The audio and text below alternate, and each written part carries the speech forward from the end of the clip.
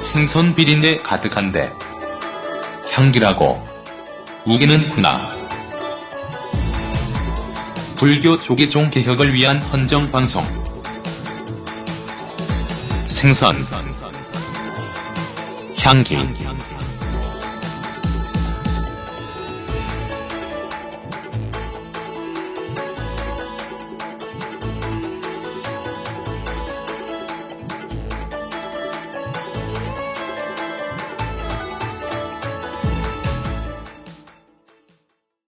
전국구 특별판 생선향기 적강스님 폭행사건 2부 시작하겠습니다. 역시 2부는 1부와 마찬가지로 특별검사 이재하 변호사, 그리고 선운사 문중의 도정스님, 그리고 역시 적강스님 계속 함께합니다.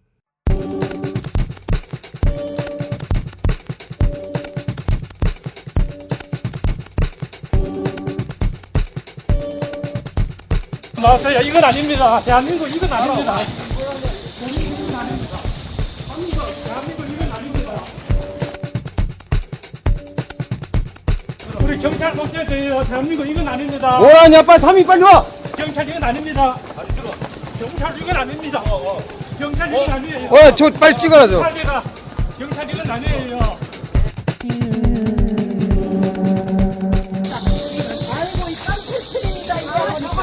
아이고 저 완전히 깡패냈습니다. 양 박사랑 빨리 와 들어. 아니 살짝 들어야죠. 아니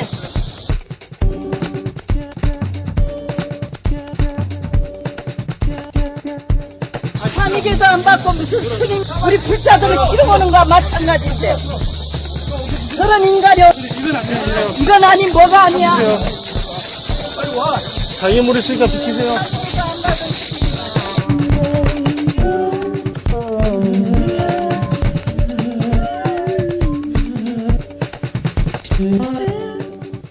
자, 그래서 이제 그 집회 시위 신고까지 해서, 그러니까 집회 그 기자회견 하는 날, 당일날 종로경찰서 정보관들이, 형사들이 5명 현장에 나온 거 아니에요? 5명이 나왔습니다. 도박 얘기로부터 이제 조폭 영화로 넘어갑니다. 그러니까 그 기자회견을 하려고 하는데 덮친 건가요? 오후 2시에 예정을 하고 현장에 도착하니까 그때 바로 납치당해 버렸습니다. 그러면 시나리오가 이미 다 써져 있었네. 오면 2시에 그냥 도착하자마자 바로 납치됐어요? 그게 조계종 호법부 관련자 뭐 13명인가 나왔던 대충 8명에서 13명 이야기가 있던데. 2013년 8월 21일. 21일 오후 2시. 21일 오후 2시. 2시입니다. 몇 명이 나왔던가요? 그 잡으려고. 끌려가는데 몇 명인지 어떻게 줘봐 그거를. 대충. 스님들이 8명 그때 정도. 풍경을 좀 이야기해 보세요. 또 조계사에서 일반 제가자들이 많이 동원이 되었고요. 전에 정무실장이나 행정직원들. 행정직원들. 행정직원들이 옷을 똑같이 입고서 5명을 제가 다 세어봤습니다. 그럼 13명이네. 이게 지금 기자회견을 말 한마디도 못 하고 끌려간 거예요, 그러면? 그날은 그렇습니다. 전날 예고만 하고 제가 자료를 다 준비해서 예고하고 기자들한테 뿌렸나요? 아니면은 안 뿌렸나요? 뿌리기도 전에 저를 덮치더니만은 납치에 들어갔습니다. 전두환시대도 아니고 말이야. 이게 무슨 아니 뭐 하는 그 기자회견 하는 중간에 뭐 내용이 어떻게 돼 가지고 뭐 이렇게 그 일이 벌어졌다 그러면 그래도 다소 이해가 가는데 치밀하게 준비가 된 거네. 그냥 와서 기자회견 한다고 그 현장에 딱 나타났는데 갑자기 뒤통수를 치면서 도끼질 했다 그런 얘기예요. 지금도 그렇죠. 지금 인터넷 보면 동영상이 있는데 제가 아침에 보고 왔는데 여러 명이 막 팔 잡고 발 잡고 이렇게 막 끌고 가고 질질 끌고 가요? 그래서 스님이 이거는 아니지 않습니까? 이건 대한민국이 아니지 않습니까? 이런 말씀을 하시더라고요. 예, 맞습니다. 아니 그걸 본 사람들이 그 동영상 보셨다면서요? 본 사람들이 짐짝 꾸려갖고 가듯이 갔다 그렇죠. 그게 생생하게 나와요. 예, 맞습니다. 그런데 제가 궁금한 거는 이게 스님에게 물론 스님이 그렇게 기자회견을 반대하는 사람도 있을 수가 있어요. 있는 거 아니에요? 우리 대한민국 보면 있는데 문제는 그게 개별적인 스님이나 종교의 회원들이 아니라 이게 조계종 호법부 관계자가 나타난 이유가 뭐예요? 저는 이렇게 생각합니다. 전날에 예고가 되었고요. 또 신사적으로 기자회견하고 해서는 총무원이 못 당하기 때문에 뭔가 특단의 방법을 쓴 것이 아닌가. 반칙을 하더라도 그 스님 8분이 호법부 소속이었다라고 하는 건 나중에 알게 된 거죠. 그때 알았었나요? 그때 다 알았습니다. 그때 다 아셨고. 자, 그래서 이제 끌려가는 과정서부터 이 파노라마가 흘러가듯이 쫙 한번 얘기를 해보세요. 끌려가면서 이건 아니지 않습니까? 이건 대한민국이 아니지 않습니까? 그래 어디로 끌려갔어요? 그래 제 자신이 아까도 말씀드렸지만 일제시대 때 독립운동하는 그런 마음으로 제 한 몸 희생해보겠다라는 그런 생각이 있었습니다. 그래서 저도 완력은 좀 설 수 있지만은 완력은 자제하고 최대한 버텼지만은 끝내는 막 붙들려 들어갔습니다. 13명이 한 사람 뜨는데 도저히 못 당하겠대요. 그래서 그 순간 저는 너무나 많은 충격을 받았습니다. 제가 엄정한 법치 질서 지금 2010년대 아닙니까? 이런 대한민국 서울의 한복판에서 많은 언론인과 시민들과 경찰관 5명이 보는 앞에서 제가 붙들려 가는데 누구도 저를 이렇게 저지시켜 주지 않고. 경찰도 가만히 보고 있었어요? 예, 경찰도 다 방관했습니다. 그리고 우리 조교종단에 대해서도 서운했습니다. 이렇게 비리가 많고 딴 게 아니라 조교종단은 우리 스님들이 다 몸담고 있는 우리의 이 조직이고 우리의 생활터인데 우리를 위해서라도 잘못된 것은 호소를 하고 막아야지. 내가 이렇게 모두가 지켜보는 앞에서 붙들려 들어가도 아무도 나를 도와주지 않는구나. 우리 조교종단에 대해서도 무척 서운했었습니다. 근데 그 어디로 끌려갔어요? 예, 거기 통상호법부 사무실은 총무원 청사 3층에 있는데 저는 지하 2층으로 끌려내렸습니다. 지하 2층. 그러니까 조계종 호법부가 있는 3층 그 건물에 지하 2층으로 끌려가신 거네요. 예, 총무원은 모든 부서가 한 건물로 같이 쓰는데요. 꼭대기층 4층에 총무원장이 있고, 3층에 호법부가 있고, 그 건물에 지하 2층으로 끌려가셨다는 거죠. 예, 그 건물에 지하 2층에 존재를 아는 사람은 잘 없을 겁니다. 그때 스님도 처음 보셨을 거 아니에요, 거기를? 처음 들어가 봤죠. 뭐가 있던가요, 가니까? 한마디로 말하면은 옛날 독재시대 때 이 안기부에 바로 중앙정보부 서빙고실 취조실이 아닌가. 바로 그런 거죠입니다. 그 창문이나 이런 것도 없고. 전혀 없죠. 이거 불빛도 없어요? 전혀 없죠. 대공분실 그런 데네요. 분위기 들어가갖고 상황을 좀, 그럼 그 그림을 한번 좀 그려보세요. 창문도 없고, 불 하나 있고. 예, 실은 이제 말씀을 드리면은 제가 서울에 와서 언론 활동하는 기간 동안에 어떤 기자한테서 그 정보를 들었습니다. 지하 2층이 있다는. 예, 지하 2층에 그런 데가 있다. 저는 그때만 해도 속으로 믿기지가 않았습니다. 설마 그럴 리가 있을까 이러는데 제가 직접 겪었습니다. 그래서 사설 감금실이네 그러면. 그러면은 처음에 설계할 때부터 그것을 만들어서 그런 용도로 남영동이네. 계획이 있었나? 그래 가니까 어떻게 해요? 예, 그래서 일단 바깥 마당에서 경찰관과 언론들이 지켜보는 앞에서는 저를 납치만 하고 패진 않고 건물 안에 지하 1층에 내려가자마자 그때 되면 서로 보이지 않을 것 아니겠습니까? 그렇죠. 외부랑 격리되는 순간 집단 폭행을 당했습니다. 아, 누가 주로 스님들이 했나요? 아니면 그 행정실 제가자 직원들이 했나요? 제가 지금 여기 중앙지방법원에 판결문도 갖고 나왔지만 죄질이 나쁘고 당사자들도 다 자백을 했다라고 이렇게 판결문에도 나와 있는데요. 군중 심리이겠지요. 한두 명이 그랬으면 폭행 끄지 않겠나만. 아마 주먹과 발을 썼어요? 아니면 무슨 뭐 도구도 쓰고 그랬어요?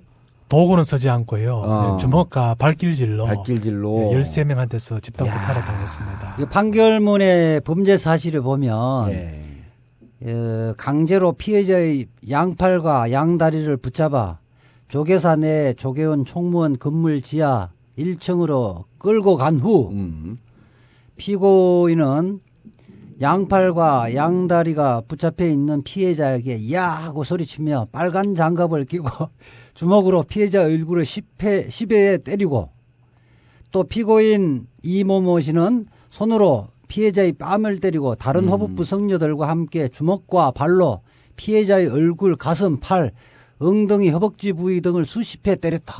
그러니까 저게 스님 저거 보세요. 저게 그 판결문이라고 하는 것은 무척 드라이하게 기름을 다 빼고 정제돼 갖고 얘기를 한 거 아니에요. 그렇지요. 그러니까 그 상황을 맞은 스님이 가장 리얼하게 알고 있을 거 아니야. 그 맞았던 상황에 대해서 예. 느꼈던 공포감. 예, 공포감이 심했지요. 예, 맞았던 상황 그냥 뭐 10대 맞았습니다. 그럼 듣는 사람들이 아, 이건 뭐 좀 맞았나 보다 이러는데 13명이 팼을 경우 패면은 이게 죽는 거죠. 살아난 게 비정상이네. 아니 원래 그렇게 맞으면은요. 예. 맞는지 안 맞는지 몰라요. 하도 여러 사람이 덤벼가지고 발로 밟고 주먹으로 치고 그때 그러니까 그렇지 영화 촬영한 그때는 거예요. 그렇지 않대잖아요. 영화 촬영한 거라니까요. 그때는 뭐 이렇게 해서 뭐 죽을 수도 있다는 생각 안 도정수님 했어요. 그렇지 않대요. 다 기억난대요. 예, 제가 심지어는 목까지 졸렸는데요. 예. 목까지요? 예. 뭐라 그러면서 목을 어떤 졸여요? 사람은 예, 목을 졸랐습니다. 예. 누군지는 다 기억을 못 하고요. 예. 10여 명이 집단 구타하는데 제가 눈을 뜰 수도 없고요. 예, 목을 조우는데 그 흉터가 사진에 지금 다 나와 있습니다. 예. 그래 판사님께서도 그 사진까지 보시고 이렇게 판결을 하셨겠지만은 목 졸리는 순간이 가장 괴로웠습니다. 바로 이것이 죽음이구나. 아. 제가 잠시였지만 그 순간은 죽음을 느꼈습니다. 예. 그리고 그 순간은 그야말로 도살장에 끌려온 한 마리 소였습니다. 저는 지하 죽을 1층에서 예, 지하 맞을 1층에서 때. 예. 그 고통은 말로 표현을 못 합니다. 그래도 기절도 좀 했나요? 눈이 아른아른하고 뭐 헷갈리고 그러던가요? 예, 기절은 안 했습니다. 아니 지하 1층은 지하 2층 내려가기 전에 지하 1층도 그렇게 벽으로 쌓여 있고 창문이 없고 그랬었나요? 지하 1층도? 그렇게 공포스러운 분위기였어요? 지하 1층도? 지하 1층은 덜했고요. 덜했고 예, 폭행 당하기는 지하 1층에서 폭행을 당하고 당했고 예. 예, 거기서 제가 옷도 다 찢기고요. 지하 저도, 2층에서 예, 어느 정도 폭행을 당한 것 같아 시간은? 한 10여 분간 폭행 당했습니다. 그래서 상황은 끝나버렸지요. 누가 견뎌내겠습니까? 근데 그렇게 하면서 폭행하면서 뭐 무슨 이야기를 하던가요? 뭐 말도 없이 뭐 옷 찢어 하더니만 제 선복도 찢어버리고 예, 팬티만 남았습니다. 그런 거는 옛날 우리 고문 받을 때 보면 빨가벗기잖아요. 모욕감을 주려고. 예? 근데 잠깐만 여기서 판결문 중에 예. 빨간 장갑 이거 이제 미리 준비해 있었다는 거 아니야. 아, 그렇지. 이게 아니 뭐 옛날에 빨간 장갑에 마술사라고 그런 것도 나왔잖아요. 장갑은 그런 게 아니라 예. 우리 왜 농사용 장갑으로 그래. 예. 예, 안쪽 면만 안쪽 빨갛게 쪽으로. 페인트 돼 있는 이게 저렴하다 장갑 진짜. 근데 그게 뭐냐면 장갑을 끼는 이유가 예. 장갑을 끼면 흔적이 좀 덜 나요. 자국이나 이런 게 덜 나기 때문에 그렇게 우린 하는 때려만 봐갖고 기억이 안 나네 그런 게 잘 모르겠어. 거야. 저는 이제 맞아봐. 맞기만 해갖고 빨간 장갑. 아, 그래 장갑을 끼면 이게 그 흉터가 덜 나는 거야? 그럼요. 오. 그래 남영동 또 그러니까 공사판용 빨간 장갑이네. 몽둥이 예, 그냥 예, 때려버리면 그 장갑입니다. 이 흉터 다 나니까 몽둥이에 다 원래 그렇죠. 헝겊 뭐 감는 그, 이유가 예. 그거 다 그렇게 그런 거거든요. 그래서 저는 그 빨간 장갑 보셨어요 그때? 예. 그 공사판용. 아니 몇 사람이나 그런 빨간 장갑을 낀 거요? 빨간 장갑은 조계사 조무실장인 이세영이라는 그 처사 혼자 끼었습니다. 아 여기 지금 기소됐던 조무실장 그건 스님이 아니네. 예, 정무실장. 스님 아니죠. 이 양반도 이제 기소돼 갖고 기소됐고. 징역 그 6월에 집행유예 2년. 자, 그래갖고 그 한 10여 분간 뭐 집단 폭행을 당하고 예. 그때 이제 완전히 떡실신이 되고 예, 그때 제 몸도 망가졌지만은 마음도 망가졌습니다. 완전히 공포감에 그냥 무릎 꿇었네. 그때 마음이 어떻게 망가졌나 하면은 참 우리 조교 종단에 대한 실망. 예. 다른 스님들은 뭐 하고 있는가? 이렇게 종단에 썩고 종단이 멸망해 가는데 또 이와 같이 내가 이렇게 참 맞아가고 있는데 다른 스님들은 뭐 하고 계시는가? 그 실망이 크고 제가 몸과 마음이 다 무너졌습니다. 그렇게 맞고요. 맞고 난 이후에 바로 나온 게 아니잖아요. 근데 그 다음에는 지하 2층으로 가지. 끌려 내려갔습니다. 1층에 맞고 2층으로 끌려가서 뭘 했었습니까? 예, 이제 지하 2층은 꼭 바로 제가 말로만 듣던 옛날 남영동 분실이라니까 네. 고문 장소처럼 꼭 구조가 그래요. 그래 바로 그런 장소였습니다. 남영동을 가보시진 않았잖아요. 텔레비전은 저는 이제 안기부로 안기부에 지하에 조사관실에서 내가 조사를 받은 적이 있죠. 네. 고시 공부하기 직전에. 근데 뭐 거물도 아닌데 그런 데를 끌고 가? 거물이었어 그때?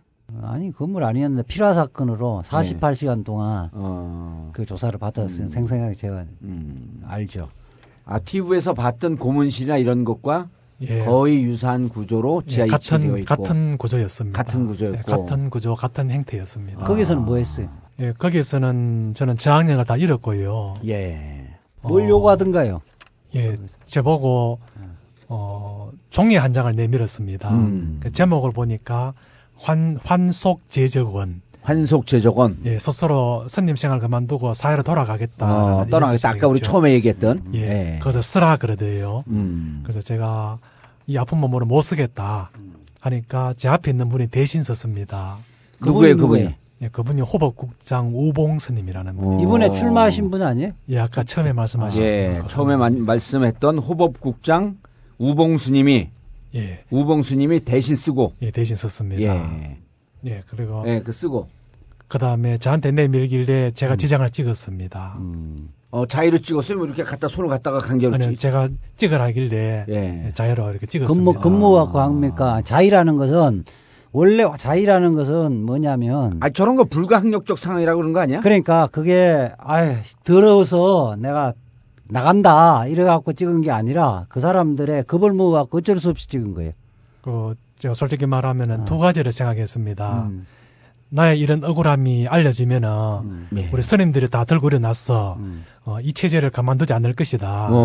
만약에 자성 원장이 재임이 되지 않으면은 내가 지금 날인하고 있는 이 환기제적원은 무효가 될 것이다. 무효가 될 것이다. 네, 이 하나의 가능성과 또 하나는 만약에 재임이 된다면은 나는 이런 종단은 잊지 않겠다. 나 스스로 옷 벗고 나가겠다. 이 두 마음으로 제가 스스로 거의 찍었습니다. 이렇게 되면 공포스러운 것보다도 자포자기한 심정으로 쓴 거네. 그렇게 우리 이야기하면 이제 어떻게 저 법률적으로 어떻게 해석을 해야 돼? 그거는 혈액이 전혀 없는 거죠. 전혀 없는 거예요? 예. 그렇죠. 이미 지하 1층에서 자유로운 의사에서 결정한 것이 아니라 그런 공포와 그렇게 그 강박에 의해서 쓴 거기 때문에 법률상 전혀 어렵겠죠. 예. 지금 차용증 이런 것 그렇게 쓰면 조폭들이 협박하고 이러고 차용증 쓰면 그거 다 무효로 근데 인정해요. 스님 지하 1층에서 맞고 예. 피 흘리거나 뭐 어디 부러지거나 그러진 않았어요? 예, 부러지기도 하고 피도 흘렸지요. 진단서가 나와 있는데 아니, 그러니까 진단서가 뭐 잠깐만. 4개가 나와 있대. 그래서 그 지하 피를 흘리면서 지하 2층으로 내려갔을 거 아니에요. 예. 옷은 다 찢겨졌고 예. 팬티만 입고 예. 그리고 거기서 환속제적원을 쓱 찍고 예. 그다음에 예, 그다음에는 미리 준비해 놓은 예. 사복을 갈아입히대요. 아까 얘기했던 계량한복. 예, 계량한복. 그리고 그 스님 몸을 피난 몸을 다 닦아줬다는 그런 얘기도 있던데. 그거 닦으라고 물수건을 가져다 주대요. 예. 그래서 제가 닦았습니다. 아니 그러면은 그 안에 그 지하 2층에는 그런 게 특별검사. 옷이 다 있는 거요? 특별검사 이거 철저하게 사전에 준비된 거 아니야? 준비된 게 아니면 지하 예. 조사실에 계량한복을 준비해 있다는 이야기는 그 납치를 해와서 두들겨 패고 와서 강제적으로 환속 제적원을 쓰게끔 해서 일반인으로 해서 일반복을 입혀서 보내겠다는 그 계획이 의지가 처음부터 다 있었던 계획이 거네. 있었다는 그러니까 이게 볼 수밖에 우발적으로 예. 그 자기들이 그 갑자기 그런 상황에서 예. 이 조고대가리가 안 돌아가요. 예. 이건 위에서부터 이미 시나리오가 돼 있어서 일단 오면은 잡아들이라. 그리고 여기 지하 2층에 계량 한복 그 옷을 갖다 놓고 예. 그다음에 환계 그 제적원을 예. 쓰도록 하고 그 일단 조져 가지고 보내자. 그러니까 그런 이면 계획이 다 돼 있지 않느냐. 이런 거네. 뭐냐면 우리가 계량 한복을 입혀갖고 내보냈다 그럴 때는 일견 무슨 생각이 드냐면 피를 많이 흘리고 옷이 찢어졌으니까 계량 한복을 준비했겠거니 이렇게 해서 그런 상황이 올 걸 예상을 하고 준비한 게 아니고 지금 얘기를 들어보니까 이렇게 반 죽도록 패놓고 환속 제적원까지 다 써서 중생활 못하게 하고 완전 입을 막아서 그냥 내보내겠다 이런 그런 계획 갖고 한 이런 거죠. 계획이 있었던 거 아니야? 납치의 목적이 그거죠. 납치의 목적이. 예, 저도 확신합니다. 그래서 이 모든 책임은 한두 사람의 그런 계획이 아니라 가장 수장이라 할 수 있는 4층에 있는 자성 원장이 전날 제가 다 이 사실들을 미리 알렸기 때문에 자성 원장이 지시한 것이라 저는 그렇게 확신하고 있습니다. 그 스님께서 그렇게 생각하실 수 있고 그 호법부는요 총무원장 직할이죠. 직할이죠. 총무원장 직할로 핵심이죠. 친위대라 검찰, 할수 있죠. 경찰, 국정원 역할을 한꺼번에 하는 거 아니야? 그렇죠. 막강한 조직이죠. 그럼 호법부장 정도면 어느 정도 그 본사 지주급 정도 되나요? 호법부장이면? 거기 뭐 종문의 부장들은 전부 다 본사 주직급이죠. 아, 그럼 대단히 사회에서 보면은 예. 검찰총장쯤 되는 아니 거죠. 그러니까 호법부장이 본사 주직급이면 본사가 지금 24개 아니에요. 일단 서열 30위 안에는 기본적으로 들어가 있다는 얘기 그렇죠. 아니야. 네. 자, 그럼 호법부장이 단독으로 이런 걸 결행할 수 있어요? 호법부장이? 이게 총무원장 직할이라며. 호법부장이 단독으로 할 뿐만 아니라 그렇게 이거 할 이유가 없죠. 호법부장 개인의 이익으로 위해서는 폭행하고 납치 강금해서 할 수도 이유가 있지 없지. 단독으로? 할 이유가 없는 게 지금 기자회견을 하려는 내용이 호법부장에 대한 폭로를 하는 게 아니잖아요. 예, 특별검사 잘못셨다. 사먹고 싶어서 맞네. 난 법무사인 줄 알았더니. 그리고 그러네. 만약 이게 겨냥하고 있는 내용이 전날 예고한 것도 총무원장 자승스님의 거액 상습 도박. 예. 그다음 성매수. 예. 그다음에 아까 얘기했던 은혜사. 실세 오른팔 돈명. 예. 이 스님의 결혼은 사실. 예. 이런 거에 대한 징계하지 않은 거. 이 모든 게 핀포인트 마케팅 하듯이 자승스님을 정확히 겨냥하고 있었기 때문에 이 기자회견을 하게 되면 직접적으로 피해를 볼 사람은 그렇죠. 호법부장이 아니라 자승스님이었다. 예, 그렇죠. 아, 이제 이게 좀 스토리가 맞아가네. 이해가 되네. 왜 자꾸만 이럴 때, 호법부에서 결행한 건데, 왜 자꾸 총무원장 자승스님의 문제를 삼을까? 우리 도정스님은 구리다, 냄새가 난다 맨날 그러지만, 이게 그 호법부장이 할 이유가 없는 거네. 그리고 뭐 그 당시에 그 호법부장이 예. 별로 그렇게 권한이 없었어요. 그리고 비선 라인으로 예. 총무원장이 직접 이렇게 지시를 할 수 있는 뭐 국장 라인도 있었고 예. 그래서 지금 현재도 그렇지만 호법부장이 별로 그렇게 자기 임의대로 할 수 있는 그런 부분 권한이나 자, 이것이 호법부장의 없어요. 임명권자는 누구예요? 총무원장이죠. 총무원장 직접 임명하나요? 예. 뽑는 거 아니에요? 선출직 아니에요? 임명해서 종회에 임명합니다. 동의를 얻습니다. 그거 하나 물어봅시다. 그러면 오른팔 중에 오른팔이나 호법부장이면. 폭행하고 뭐 아까 그 강제적으로 환속은 예. 환속 제조건인가 그거를 쓸 때 호법부 관계자들이 예. 그 직접 이게 위선의 지시에 의해서 하는 거다는 이야기나 그런 뉘앙스를 풍기는 말을 했었습니까? 예, 폭행 당시가 아니라 폭행 후에 예, 병원에서 그 이야기를 제가 간접적으로 들었습니다. 예, 총무원장실에 수시로 불려가서 꾸중 듣는다. 예, 이렇게. 자, 그럼 좋은 지적이야. 여기서 자 이제 환속 제조건을 써요. 예. 환속 제조건을 쓰고 그 다음 단계 병원 얘기했는데 병원으로 가는 그 다음 단계가 있을 거 아니에요. 예. 예. 어디가 부러졌다 그러는데. 예. 그때 혼자 이렇게 걸을 수 있는 상황이었나요? 저 혼자서 걸을 수도 없고 못 움직였죠.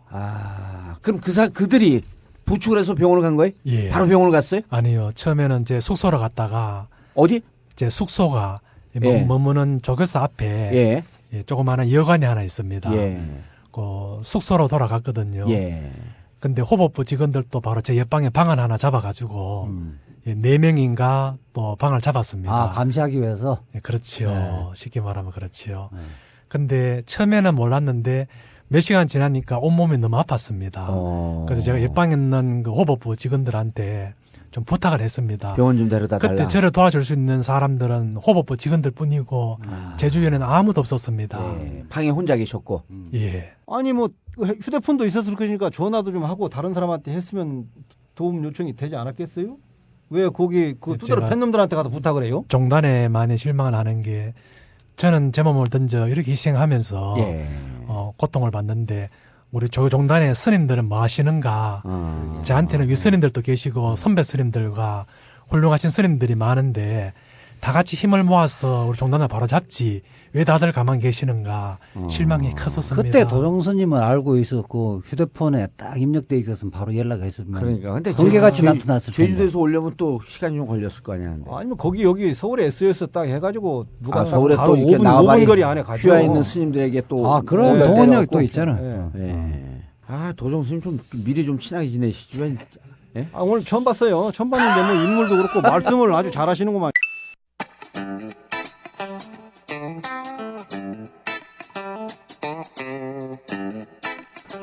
사람들이 팟캐스트 저절로 만들어주는 줄 알아요. 이런 것 같아요. 후원이 정봉주가 하면 이게 안 될 리가 있겠냐. 그리고 나는 굳이 안 해도 되겠지. 이런 생각을 하는 것 같아요. 방심. 방심. 예.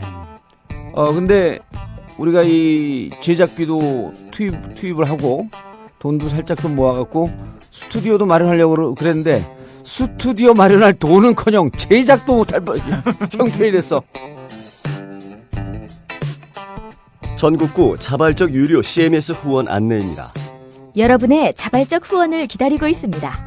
PC를 사용하시는 분들은 팟빵 전국구 페이지에서 자발적 유료 배너를 클릭하세요. 스마트폰으로 청취하시는 분들은 하나은행 571-910-005-27704 하나은행 571-910-005-27704입니다. 감사합니다.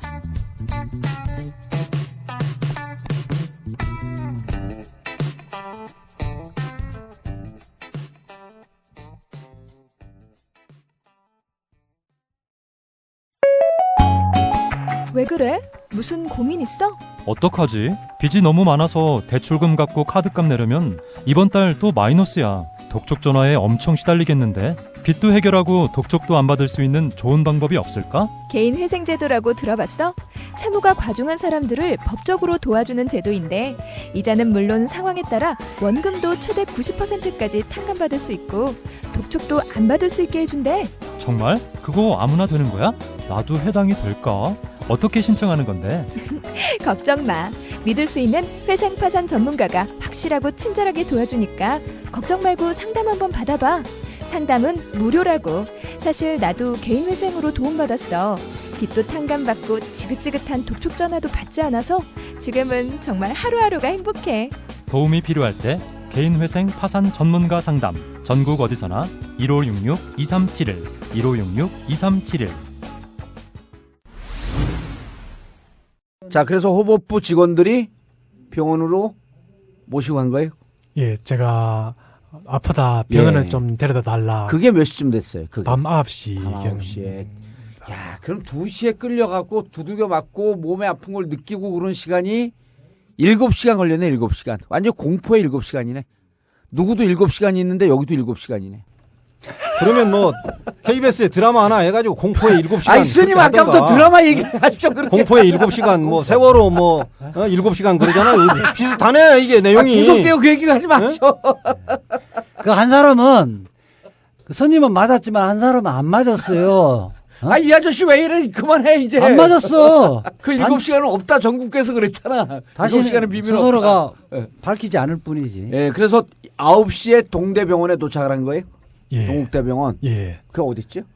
일산에 있는 동대병원. 일산에 있는 동대병원. 아니 가까운 병원 놔두게 거리 멀리 가요? 예, 그 많이 아팠기 때문에 뭐 비용을 좀 줄일 수 있지. 아니지요. 거기 바로 동대병원의 또 최고 책임자가 자성 원장입니다. 아, 보안상 이유 때문에 걸로 갔구나. 네, 그래서 이제 제가 아프다고 가까운 병원에 얼른 좀 병원에 데려다 달라 했는데 구태여 또 저를 데리고 그 먼 길을 갔습니다. 보안상의 문제. 보안상의 문제네.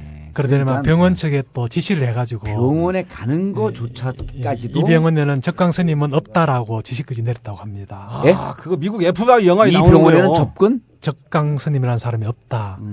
그러니까 기자들이 찾고 외부에서 이러려면 기자들이 물어봤을 때 이 병원에 혹시 적강 스님이 입원했느냐? 아니죠. 병원 측에다가 이렇게 누가 입원했는지 명패가 안 있습니까? 아예 제 이름을 지어버렸지요.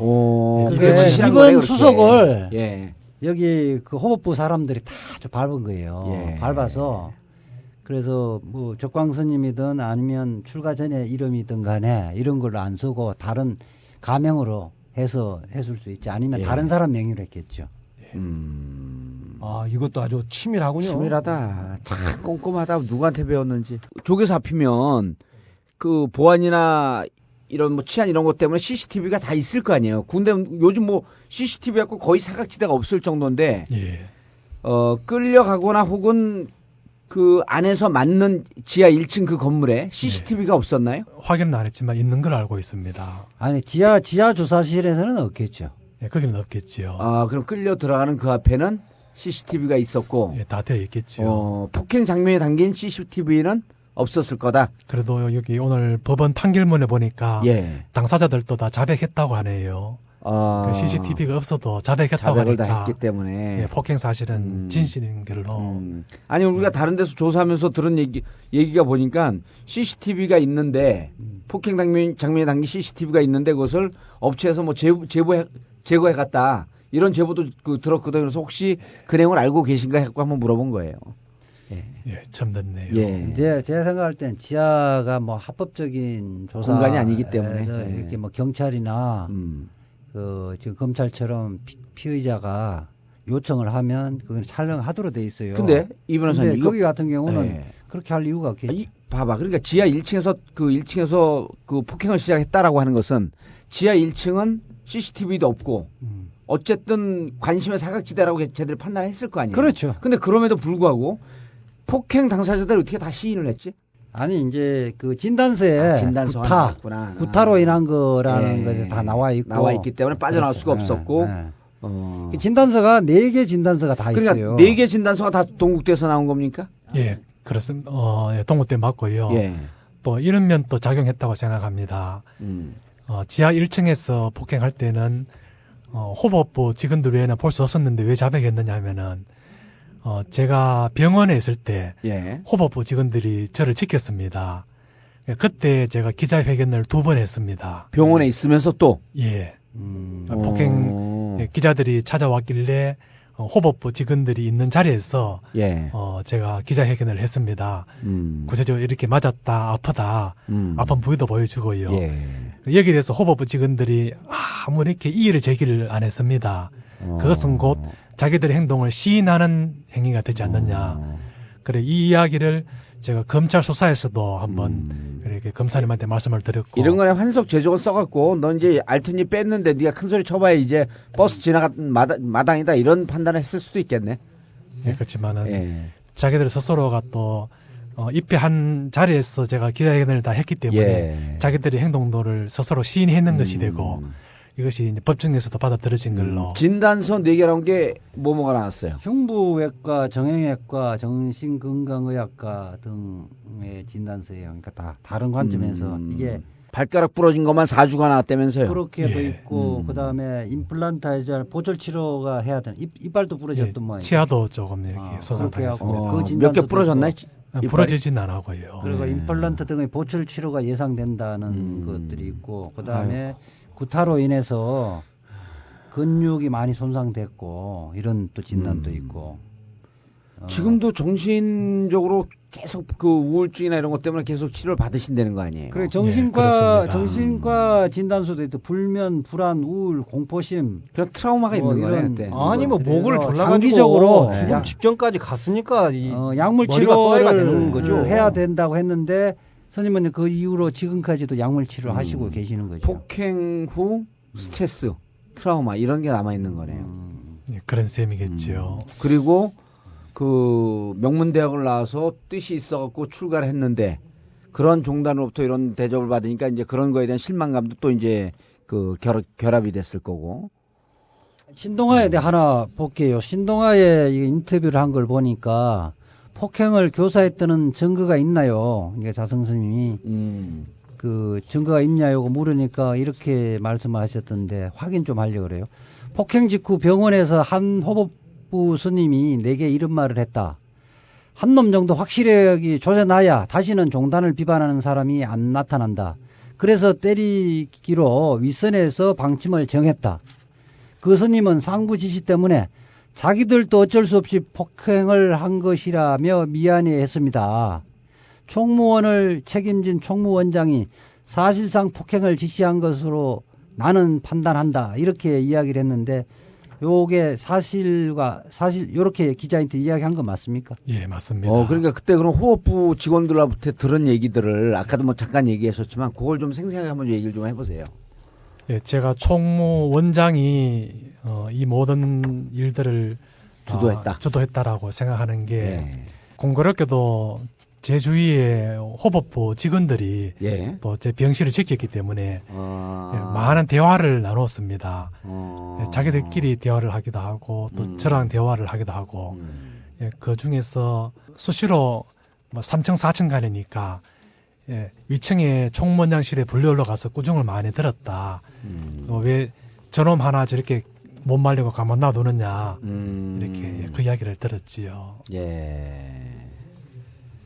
그러니까 그거는 직접적으로 지시했거나 뭐 이런 거보다도 윗선에서 이런 거에 대한 의도를 갖고 계속 그런 걸 그 후보부에다가 지시를 한 거 아니야? 예? 그 우리 이제 조폭을 처벌할 때도 예. 조폭이 조직원들인데 야, 칼 들고 가서 누구를 죽여 이렇게 그렇게 절대 이야기 안 하지. 하죠. 예. 쟤 좀 손 좀 봐라. 손 좀 봐줘. 저놈 때문에 골치 아파 죽겠다. 쟤 보니까 정신 못 차린 것 같은데 어떻게 좀 알아서 해. 이렇게 이야기하는 거거든요. 그런 걸 갖고 공범으로 피고인들은 공모하여 이렇게 판결을 나가잖아요. 공범으로 다 처벌해요. 그런데 제가 이제 묻는 거는 두 사람만 처벌됐던데 아까 법원선님하고 조계사 정무실장 이세용 정무실장만 처벌됐는데 법원 스님과 이세용 종무실장 처벌됐는데 그러면 스님은 나와서 고소를 했을 거 아니에요. 고소를 했을 때는 스님은 이 사건의 제일 우두머리가 자성 스님이라고 하고 자성 스님을 비롯해서 여러 사람을 고소했죠. 예, 했습니다. 몇 명을 고소를 했습니까? 예, 모두 3명을 했습니다. 자성 스님하고 이 두 사람하고? 예. 법원 스님, 그 다음에 이세용 종무실장, 자성 스님. 예, 제가 왜 그렇게 했느냐 하면은 다른 스님들도 물론 다 가담을 했지만은 저 자신 불자로서 지금에 당하는 이 고통도 다 전생의 내 업이고 그래서 내가 원한을 많이 지었기를 만든 것이 아닌가. 이분들도 시키기 때문에 다 하는 것이지 무슨 개인적인 죄가 있겠느냐. 그래서 제가 물론 뭐 일반적이라면 다 처벌을 원하겠지만 제가 곧해 이렇게 더욱더 원한 맺는 일은 하고 싶지 않았습니다. 핵심적인 활동을 했다고 판단되는 사람만 한 거예요. 그러니까 법원 스님은 그 핵심적 이분이 후보부장은 아니었잖아요. 네, 상임감찰이라는 직이 있었지. 상임감찰. 그리고 구타나 모든 상황을 이 사람이 주도했을 것이다. 주도가 아니라 제일 심하게 했습니다. 제일 심하게 했고 그다음에 이세용 총무실장은 빨간 장갑 끼고 두들겨 팼고. 그것도 그렇죠. 실질적으로 했었고. 그러면 그 종무실장은 술 좀 먹었던가요? 그거는 제가 확인을 못 하겠습니다. 그런 경황이 없었습니다. 그래서 제가 이제 그거를 물을게. 그러니까 근데 결국은 사실과 다른 게 주범은 자성스님이라고 판단했는데 자성스님 조사를 받았습니까? 조사는 받기는 받았어요? 조사 안 받은 걸로 알고 있습니다. 그러니까 이 두 사람은 이제 총대를 메고 자성스님이 시킨 바 없다 이렇게 이제 입 다물었겠지. 아니 그러니까 자성 스님 고소할 때도 자성 스님은 폭행에 직접 가담하지 않았기 때문에 폭행 교사 사주 이런 거로 고발한 거 아니에요? 맞습니다. 교사범으로. 교사범으로. 교사 정범으로 했습니다. 교사 정범인데 법을 잘 아시니까. 근데 이런 교사 정범이 입증하기 쉬워요, 어려워요? 그러니까 관련자들이 자백하지 않으면 사실상 어렵죠. 근데 아까 우리 이자 변호사가 뭐라 조폭 예를 들면서. 근데 그 부분도 이제 그런 게 이제 관련자들이 이야기를 하거나, 저는 뭐 그렇게 보통 이제 조폭들은 그러죠. 제가 어떻게 그렇게 합니까? 그냥 단지 손 좀 보라고 했습니다. 이렇게 말한 거 갖고 자백으로 간주를 해버린 건데, 여기는 자성스님은 뭐 자기가 그런 이야기 안 했을 거고, 이 두 사람도 자성스님이 시킨 게 아니다. 라고 부인했겠죠. 그렇죠. 그러면 그게 이제 뭐 요즘 같으면 뭐 이메일로 계획을 주고받는다든지 아니면 뭐 요즘 카톡이 있다든지 이런 증거가 있으면 추궁할 텐데 그런 뒷받침할 수 있는 이제 증거들이 별로 없었던 모양이죠. 자, 이렇게 이해하면 되겠네. 이게 이제 만약에 조폭이라고 한다면 조폭은 어떻게든지 두목을 잡아놓아야 되니까. 아니 내가 홍성에 살 때도 거기 쇼당치죠. 홍성에 있을 때도 살인범들 많았잖아요. 그래서 야 너 왜 죽였어? 그럼 니네 그 윗선이 지시했어? 그러면 아니. 그 새끼 때문에 골치 아파 죽겠다 그러더라. 그건 나한테 죽이라고 지시한 거 아니야? 조폭들이 그러더라고요. 그러니까 결행을 한 건데 그렇게 쟤 때문에 골치 아파 죽겠다라고 하는 것도 사실은 공범으로 묶어갖고 누면 넣을 수 있는 거예요. 네, 그렇죠. 근데 이제 이게 종교 종단의 지도자이다 보니까 그렇게까지 안 갔을 뿐만 아니라 현재 권력자잖아요. 현재 권력자고 그다음에 이제 우리가 이렇게밖에 이해할 수 없는 거예요. 아까 얘기했잖아. 호법부장은 도대체 누가 임명하느냐? 자승 총무원장이 임명한다. 그리고 호법부라고 하는 것은 총무원장 직할, 검찰, 경찰, 국정원의 역할을 한다. 그럼 자승 총무원장의 이 마지막 눈썹 끝이 움직여도 무슨 뜻으로 움직이는 줄 알 사람들 아니에요. 그렇지요. 그렇게 이해하시는 거 아니야. 그렇지요. 그래서 폭행교사범으로 고발을 했지만. 그래서 정확합니다. 예. 변호사가 보는 것보다 내가 보는 게 좀 낫죠. 예? 좀 조용히 해봐. 여기 변호사가 보는 것보다 내가 보는 게 더 낫죠. 대한민국의 법률 변호사보다는 좀 한 단계 위가 만주 변호사. 만주 변호사. 네. 내가 거의 만주 변호사 수준이에요. 자주 감옥을 갔다 왔다 했다 보니까. 예. 조금 저는 공부를 못해서 대한민국 변호사고 저는 공부를 좀 잘해서. 아니 엿을 아주 깨매기네 오늘. 만주 변호사. 그러니까 어쨌든 그런데 우리가 이제 기소가 안 됐다 해갖고 자성스님이 자성스님이 면죄부는 줄 수는 없는 건데, 스님은 어때요? 저희들이야 뭐 듣는 입장이니까 스님은 자성스님이 지금도 교사했다고 생각하십니까? 예, 저는 확신하고 있습니다. 왜 그렇게 생각하는지만 정치자들이 간단하게 이야기 좀 합니다. 예, 총무원 건물은 조그만합니다. 예. 총무원장실에서 내려다 보면 제가 납치되던 장소는 바로 마당입니다. 예, 그런 건물에서 총무원장실에서 내려다 보면 바로 마당에서 우당탕탕하는 소란이 일어나고. 예. 바로 그 총무원장이 이런 사실을 모를 리가 없다 하는 이중과 또한 제가 병원에 치료받을 때 호법부 스님들이 자나 못당해가 그렇게 계속 거의 매일 불려 올라가서 꾸중 들었답니다. 3층에서 4층 원장실로 불려가가 꾸중 들었답니다. 저거 하나 손 한 번 못 보냐 뭐 이제 이런 뉘앙스였겠죠. 예, 그래서 저는 여러모로 저 자신은 사실 물증은 제가 없습니다. 뭐 통화 내용을 녹음해놨던가 물증은 없지만은 저는 그런 상황은 도저히 총무원장 지시가 아니면은 이루어질 수 없는 사항이다라고 확신하고 있습니다. 그럼 도정수님 이렇게 이 폭행 사건에 대해서 자세히 들어보지 못하셨잖아요. 예, 이렇게까지 실제 이렇게 아주 그 느낌이 와닿게 들어본 적은 없습니다. 언론에서 여기까지는 공개가 되지 아직 않았고, 이 정황을 이렇게 보니까 이해가 좀 가요. 뭐가 이해가 간다는 거예요? 아니, 때린 사람이 이해가 간다는 거, 맞은 사람이 우선에서 속된 말로 그러잖아요. 네? 이것 좀 어떻게 해라. 이것 하나 못하냐? 왜 그렇게 시끄럽게 떠들어?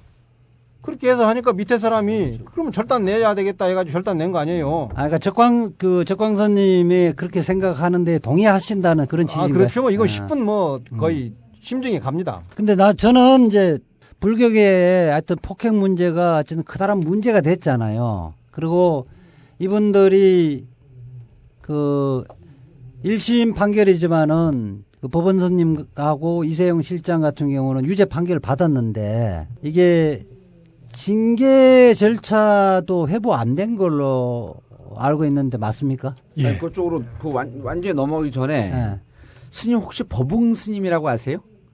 법응 스님. 예, 알고 있습니다. 법응 스님이 당시 총무원장님에게 전화를 해서 폭행이나 이런 불상사가 일어나면 안 된다. 조치해라. 지금 적광이 끌려갔다. 라고 전화상으로 얘기를 했고 자승 원장이 알았습니다. 라고 했다는 증언이 저희한테 들어왔어요. 그런 제보가. 그 내용 저도 알고 있습니다. 그 내용도 알고 계세요? 그게 막 끌려가던 그 와중이었죠? 그런 셈이죠. 그러면 이런 것으로 자승 스님께서 이제 알았습니다가 아니라 좀 알아보겠습니다라고 했는데 분명히 이런 상황이 아까 총무원장 4층에서 보면 뻔히 내려다 보이고 그다음에 호법부라고 하는 것은 총무원장 직할 감찰부대고 그렇죠. 그리고 이런 법응 스님께서 실제 얘기했다라고 이게 법응 스님 얘기 안 하면 모르는 내용들이거든요. 그렇겠지요. 이렇게 전화 통화했다라고 하는 내용이 실제 있다면 실제 있었다면 이거는 자승 스님이 모를 리가 없었던 거 아니에요. 법응 스님이 전화했던 것은 우리 불교계 언론에 기사화도 됐기 때문에 그 내용은 사실입니다. 그러니까 보니까 법응 스님이 다른 이 불교 관련 매체에다가도 기고를 하고 그랬더만요. 제가 그러니까, 읽었습니다. 그래서 전화해서 조치를 취해라 그러니까 알아보겠습니다. 아무 조치 안 한 거 아니에요. 그로부터 제가 근 40분간 구타당하고 피를 흘리면서 조서를 쓰고 이랬는데 그때까지 아무 조치가 없었던 걸로 봐서는 저는 그렇게 생각했습니다. 끌려는 들어갔지만 경찰에 5명이나 있는데 경찰이 좀 뛰어와서 나를 구해주지 않을까. 한 20분만 지나면 다른 스님들이 들어와가 좀 나를 좀 구해주지 않을까. 그렇지만 시간이 아무리 흘러도 아무도 도와주지 않았습니다. 그러니까 그 종로경찰서에서 집회 신고를 받고 총무원 쪽에 보고를 했다고 보는 거죠. 조계사 앞에서 이러이런 집회 신고를 한다고 그런다. 그렇게 보고를 받으니까 호법부에 연락을 해서 집회 신고가 한다고 그러니까 이렇게 조치를 해라. 그래서 미리서 다 준비를 해서 시나리오를 만들어 놓고 줘자라. 그렇게 얘기했겠죠. 그러니까 일이 일사천리로 그 짧은 순간에 돼 있고 심지어 법흥 스님이 종무원장한테 전화를 해서 이 사고가 이렇게 생겼다. 어떻게 좀 해라. 그렇게 이 얘기를 했는데 가만히 구경만 하고 아무 끝날 때까지 아무 뭐 명령이나 이런 것이 안 떨어졌기 때문에 우리 적광 스님이 그것을 교사 혐의로 지금 얘기하는 거죠. 고소고발을 한 거고. 근데 도정 스님 어떻습니까? 이게 종회 의원을 4년 동안 하셨잖아요.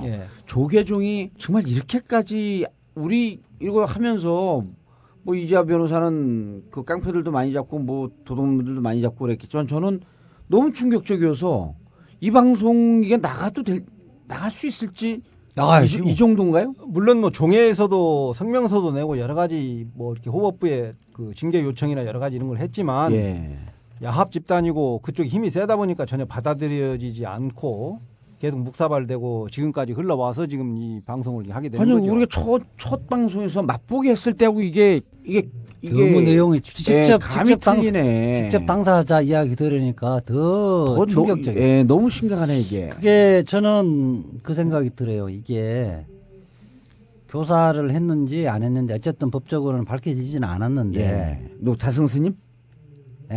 이 사건의 핵심 연루자로 1심에서 유죄 판결을 받았던 법원 스님과 이세용 실장을 아직까지 징계 안 하고 있고 더구나 그 연루자 유죄 판결을 받았던 법원 스님 같은 경우는 이번 선거에도 입후보했고 그다음에 법원 스님, 그다음에 우봉 스님, 우봉 스님 그 현장에 같이 있었죠. 우봉 스님. 그 유죄 판결을 받지는 않았지만은 어쨌든 강제적으로 환속 재정원을 쓰게끔 강요했던 사람. 우봉 스님은 직접 써갖고 줬다는 거예요. 그러니까 강요 도장을 찍은 거고. 그러니까 사문서 위조 행사인데 뭐 하여튼 법률적을 떠나서 강제로 자기가 서서 지장을 찌게끔 했던 거는 이제 성녀로서 기본적으로 자격이 없는 사람인데 이게 버젓이 그 조계종의 국회의원 선거라고 할 수 있는 종회 선거에 입후보에 나왔다는 것 자체가 이거를 가만히 놔두고 있다는 것 자체가 이 교사를 했다는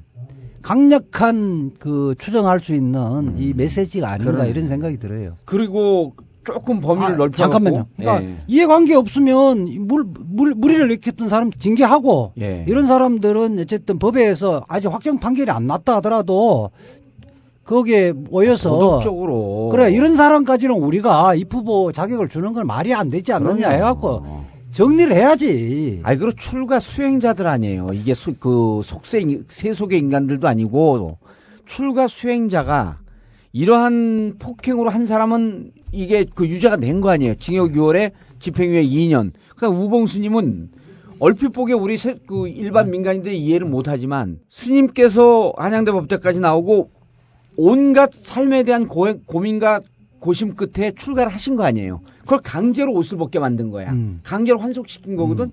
이거는 수행의 신분으로 들어간 사람에게 거의 강제적으로 사형 선고를 한 거나 똑같은 거예요. 아니 그리고 넘어갈 수 없는 폭행하는 그 현장에 옆에만 서 있어도 이게 같은 건데. 그 죄를 받는 거 아닌가요? 변호사님 어때요? 근데 아까 스님이 인간으로 취급한 게 아니죠. 아까 스님이 뭐라 그러냐면 13명 그러니까 직원들 행정실 직원들 5명 그다음 스님들 8명 있고 13명이 집단적으로 다 그려놓으면서 몰매를 놨다고 하는데 그럼 거기에 우봉 스님이 때렸는지 안 때렸는지 기억은 못하지만 어쨌든 현장에 같이 있었던 거 아니에요.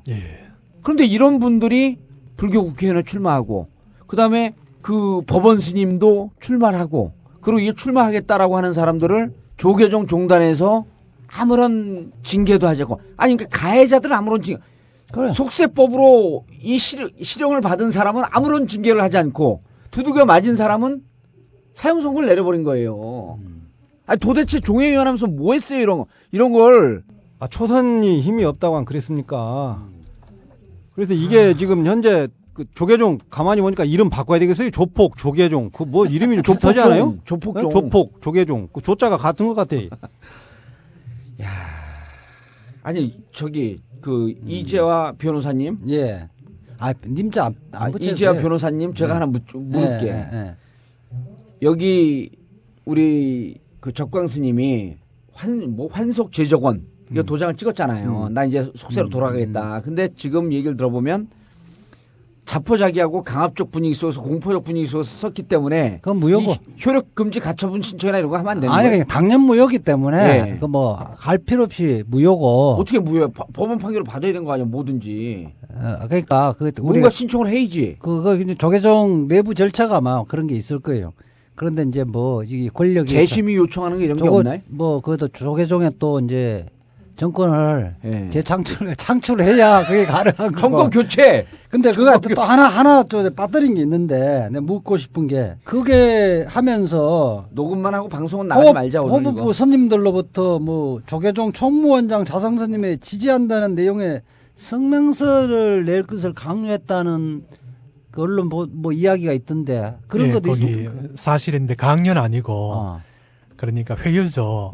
뭐 어떤 절을 하나 주겠다. 누가 호법부 선임들이 저한테 병원에서 예. 아 폭행가 병원에 입원했을 때 그때 병원에 입원해 있을 때 주지를 하나 줄 터이니 네, 이 주지도 주고 성적 문제도 막 해결해 줄 테니까 예.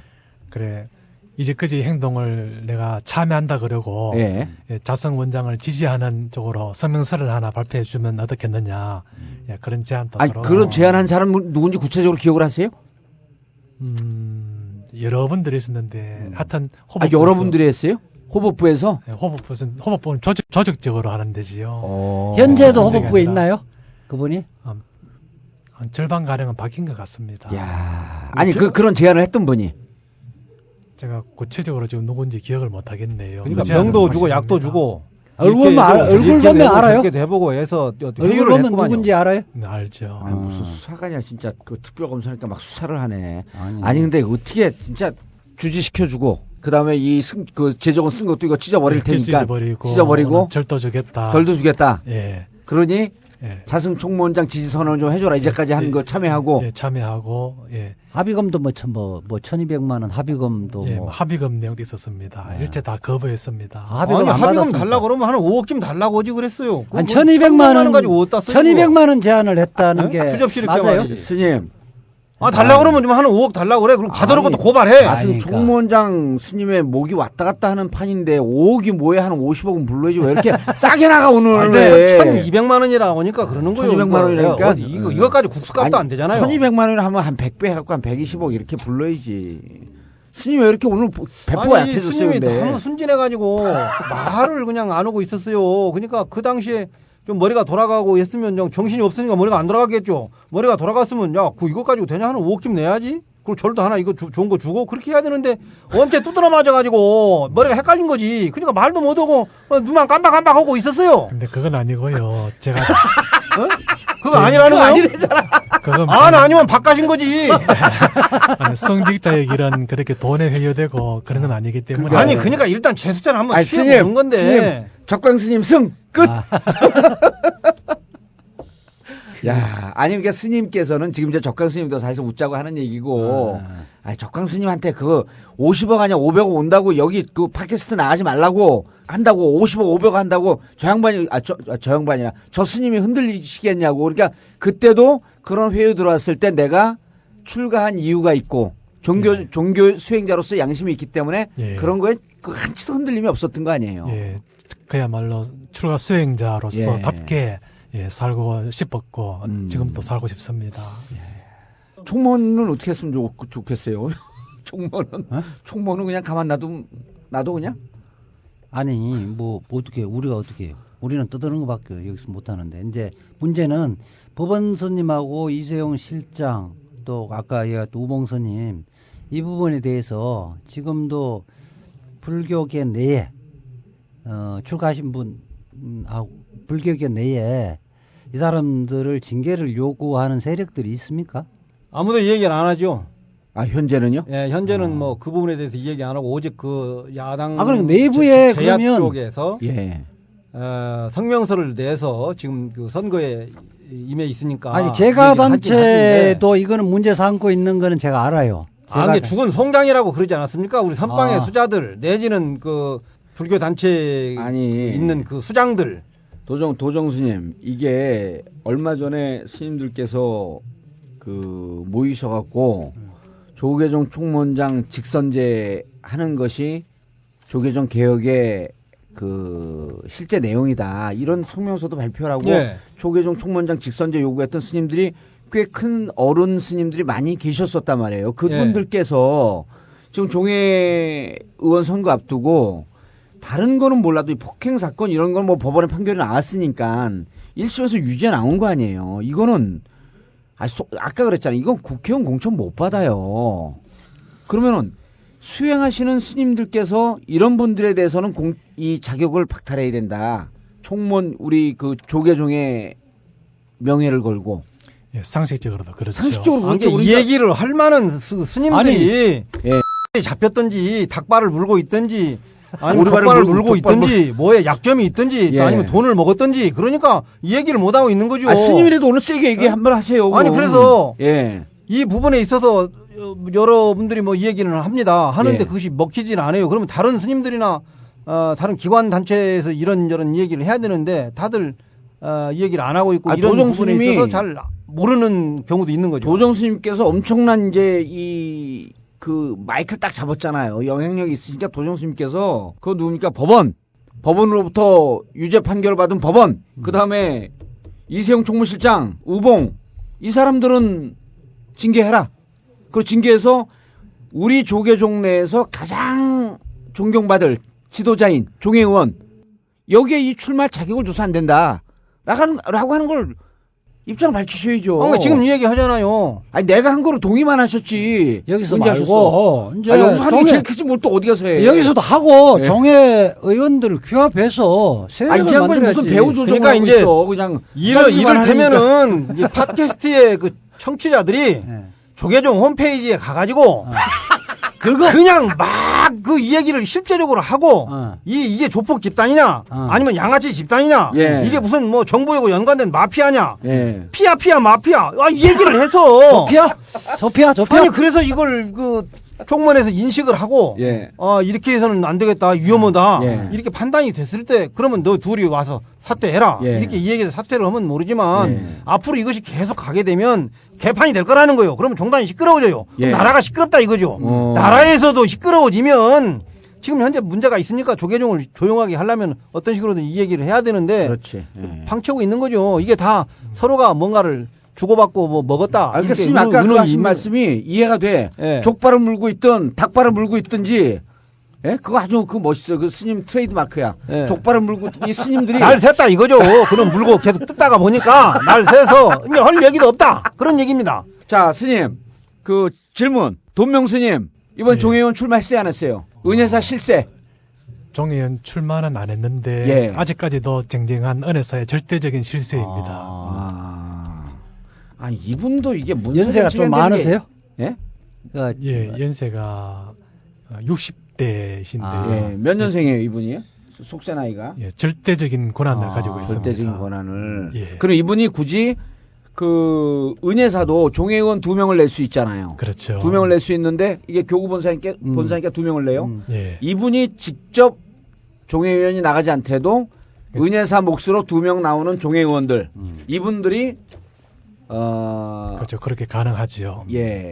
이분들 이번 종회는 누구 2명 해라. 2명 해라라고 하는 게 절대적으로 돈명 스님 우산 속에 있다. 뽑는 사람을 2명 내는데 그 나머지 대중은 그러면 말 못하고 있는 들이냐 왜 안 나오냐. 닭발을 물든 족발을 그러니까 그 호구들이 말도 없이 그냥 그 불만만 가지고 있으면서 끽소리 못하고 있는 거죠. 그러면 그 끽소리 못하고 있는 게 뭘 먹었냐? 닭발을 물었든 뭔 물고 있든지 약점이 있든지 아니면 뭐 여러 가지 그 정황으로 봤을 때 우리 불교계 그 스님들이 한심하다 그런 얘기죠. 죽은 송장이다 이런 얘기예요. 거기는 말을 못하니까 몰라서 그러는데 종회 같은 경우는 여야 개념으로 이런 게 형성이 안 돼요. 형성이 되는데 지금 현재 일방적으로 막 돼버려요.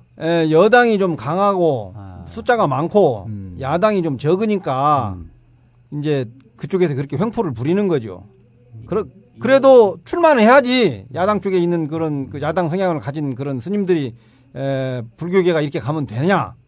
일단 총무원장 스님이 되면 조직과 재정 제왕이 돼버리는 거예요. 이렇게 그 조직과 재정을 완전히 장악하기 때문에 우리 속세에서 보는 대통령은 저리 가라 할 정도의 그러니까 권력 분립 자체가 없는 거지. 절대 권력을 쥐고 있어요. 그리고 심지어는 그 스님들 그에 대해서 생사 여탈권까지도 갖고 있을 정도이기 때문에 야당의 존재라고 하는 게 상상하기가 힘든 거야. 그러니까 몇몇 스님들이 움직여도 이게 큰 파장을 일으키지 못하니까 그래서 우리가 뭐 한 거야. 오죽하면 전국구가 여기 나선 거 아니야. 저희들 이야기예요. 당신이 하자고 한 건데. 그러니까 종단의 그 원로회의 최고의 그 기관이라고는 그 어른 스님들이 뭔가 약점이 많이 있는 것 같아요. 그래서 딱 잡고 있으니까 말도 못하고 그냥 앵앵거리고 있는 거죠. 그 다음에 선방 수자들 자기들이 뭐 그렇게 부족한 게 있어요. 뭔 약점이 있다고 뭘 먹어놓은 게 있으니까 말도 못하고 있는 거고. 그러다 보니까 이 종단이 이 꼬라지로 가게 돼서 국민한테 신뢰를 잃어요. 정부 기관으로부터 신뢰를 잃어요. 또 불교인들 자체가 지금 조계종을 떠나려고 해서 지금 탈종 이런 것들이 많이 일어나잖아요. 그러면 이것을 막을 수 있는 방법이 뭐냐. 오직 일반 국민들이 팟캐스트에 이 시청하는 시청자들이 의식이 있잖아요. 이런 사람들이 조계종 홈페이지 가서 이 얘기를 하고 청와대 홈페이지 가서 이 얘기를 하고 검찰 홈페이지 가가지고 이 얘기를 해서 불교가 바로 가야 국민 정서가 바로 바르게 된다. 그렇게 이 얘기를 해야 되는데 국민들도 호구 아니냐 이거요. 이제 옷만 입고 좋은 옷 입고 다니면 뭐냐 이거죠. 대가리가 비었는데. 닭깎기 마사오예요. 닭가게 사람들을. 그래서 국민들까지 까네 이제. 그래서 이번 기회에 불교가 우리 민족 종교로서의 제자리를 차지해야 됩니다. 그래서 이 팟캐스트에 나와서 열변을 토하는 거 아닙니까? 자살이라도 하면 해야죠. 알겠습니다. 스님 요즘 그러면은 조계종에서 어쨌든 법적으로는 지금 떠나 있는 신분인데 그렇다고 지난번에 도정 스님 말씀하셨듯이 그렇다고 중이 아닌 건 아니잖아요. 지금 중복 입고 나왔잖아요. 승복이요. 무슨 중복이요. 중복이든 승복이든 뭐. 지금 수행 활동은 계속 하고 계신 거죠? 수행은? 예, 제 혼자서 조용히 지내고 있습니다. 건강도 현재 정신적으로 많이 안 좋으시다 그러고. 건강은 많이 좋지 않습니다. 참 저렇게 잘생기신 분이. 저는 처음에 와서 보니까 비구니 스님인 줄 알았어. 너무 예쁘게 생겨갖고 그러니까. 자 오늘 적강 스님을 모시고 생선향기 마치도록 하겠습니다. 마지막으로 간단하게 한 말씀씩 해주시고 그리고 우리 적강 스님 아직도 하실 말씀이 많지만 적강 스님 마지막으로 말씀을 듣고 마치도록 하겠습니다. 도정 스님 아까 많이 하셨잖아요. 그 생선가게 가면 비린내가 다 나고 그다음에 화장실에 가면 똥 냄새가 옷에 이렇게 묻어서 나와요. 그래서 서양에서는 대통령이 논문 표절만 해도 국민 앞에 사죄하고 사퇴를 합니다.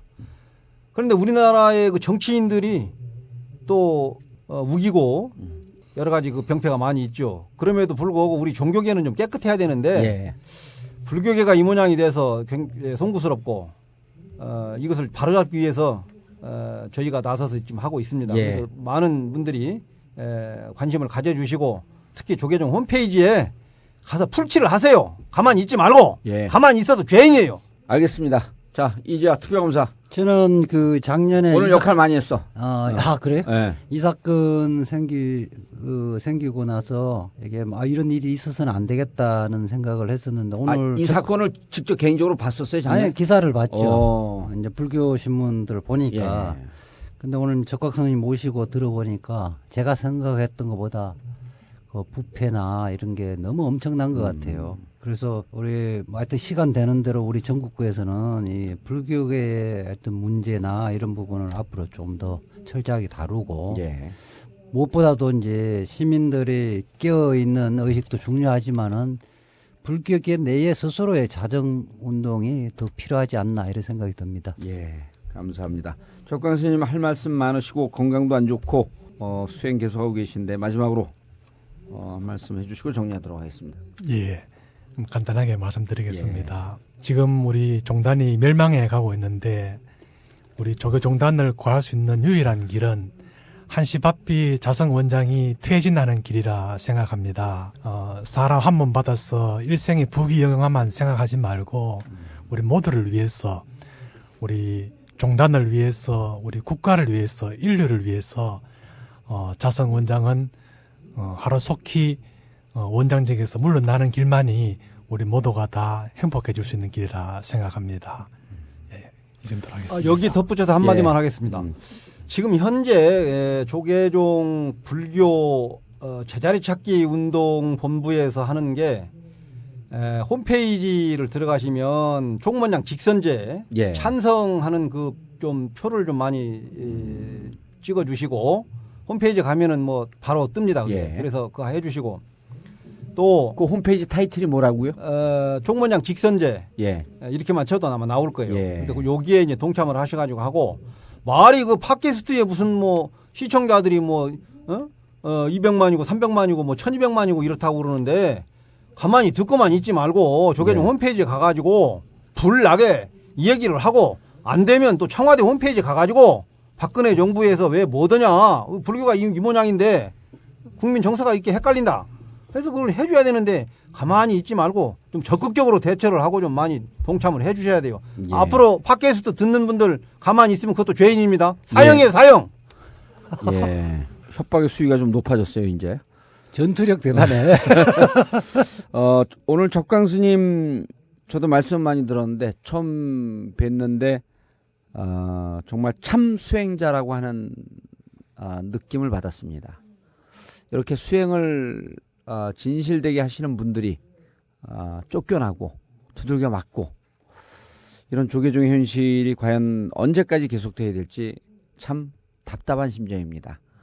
앞으로 수행에 용맹정진하시고 더 나은 종교문화, 특히 불교가 제자를 잡을 수 있도록 저희도 많이 관심을 갖고 지켜보겠습니다.